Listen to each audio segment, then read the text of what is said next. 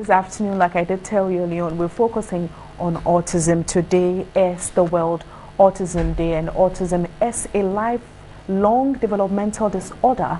While there is no cure, evidence shows that access to an early intervention can make a difference to a child's development. And this afternoon, I do have in the studio Hannah Otu. She's the founder of Real School, and it's a special needs school, I should say. That's right. Good afternoon. Thanks for your time. Good afternoon. Now, in a story we just wrote some few seconds ago, we don't really have statistics and data on autistic children in this country.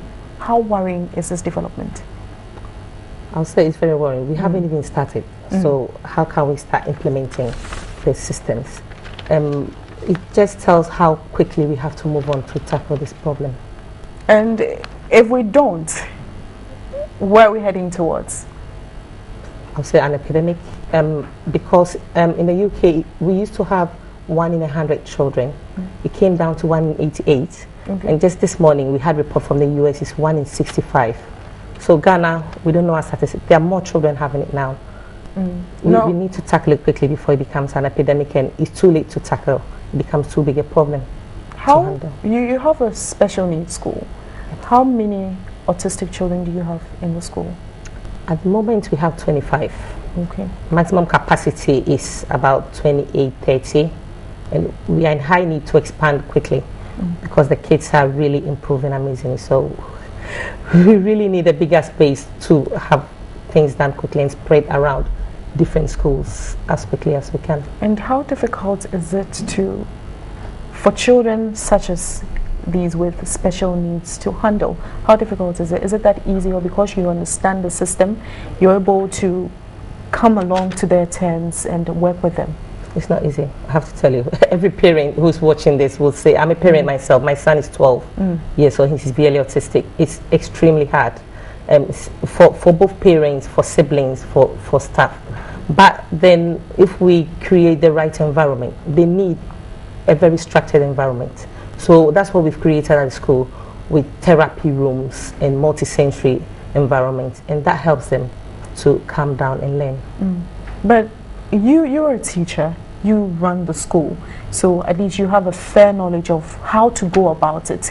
When these parents bring in their children, do they have the understanding that these kids or these children have special needs, so they need a structured environment, they need a specific atmosphere to enable them live as they are supposed to?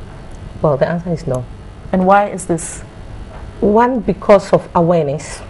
Awareness is a big problem. And at the end of the day, most parents are also in denial. They are refusing to accept that my son has got this problem.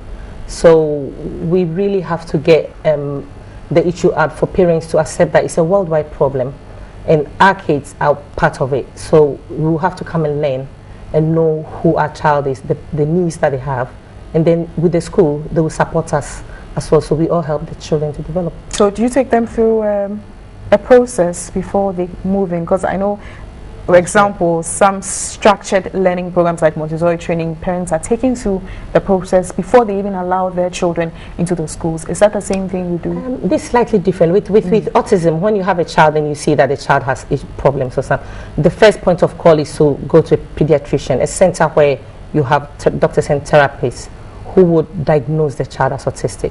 And then when the child comes, then referred to the school, we do an assessment, because every autistic child is different. No two autistic children are the same. So we assess a particular child and see their needs, whether they are not able to communicate, they have sensory issues, and then we'll take them in school, and then we have facilities to train the parents as well, so they understand their child's autism or special needs. Now, you have